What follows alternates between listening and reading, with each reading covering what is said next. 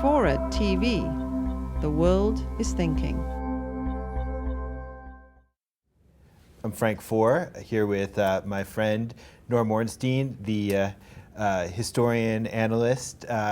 And Norm, I was hoping we could have a conversation today about why these things matter. Because when you wander through the conventions and you see a lot of people milling about, you wonder why Obama couldn't just give one speech on television, why you need to have an event like this that lasts an entire week. I think there are a couple of reasons for it. Of course, from the viewpoint of a party and the nominee, as long as anybody wants to pay attention to these things, you have 4 days in which you are going to get millions of dollars of free coverage to try and lay out what you want laid out. Yeah. What themes you want to pursue, what stories you want to tell, even to bat down some of the bad images or rumors. Mm-hmm. What's interesting to me about Obama is we now have a parallel.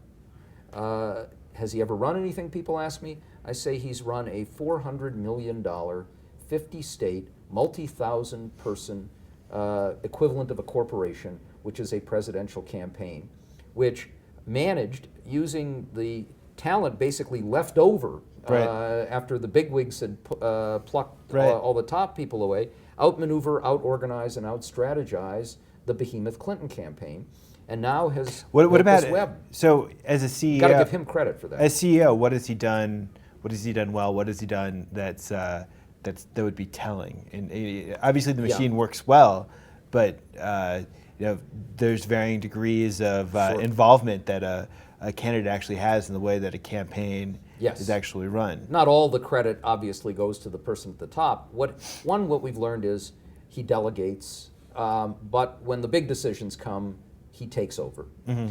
2, we've learned that he starts by developing a long-term strategic plan and tries to ignore the natural bumps in the road, setbacks, and hiccups along the way.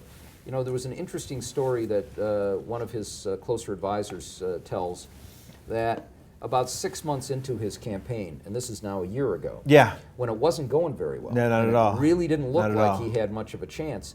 Some of his major backers and funders were really grumbling, and they set up a meeting with him, and they were ready to just unload on him. And he apparently came in, sat down, and said, look, I know there's a lot of unhappiness there. Let me just give you the lay of the land. And in 7 minutes, he said, here's what I've screwed up at, and here's where I've done well. Yeah. Here's where my team has screwed up. Here's where I've done well. Here's the goal, and here's what we intend to do to fix the problems and where we're going to get there. If he wins, there are going to be a lot more Democrats elected to both houses of Congress. And the left is going to be sky high. Yeah. The attitude is going to be, this is Franklin Roosevelt all over again.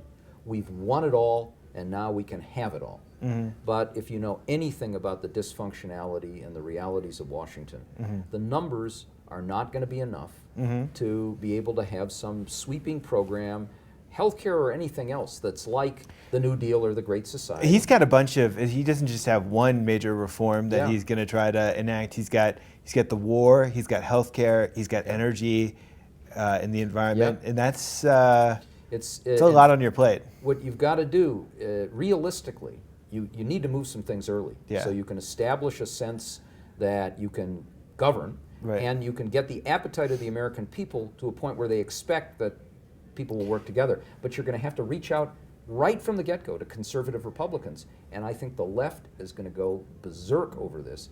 And the real question for me about Obama is, does he have the fortitude and the backbone to take on his own base right away and weather that storm? That's the most interesting question. Thanks, Norm. You bet, Frank.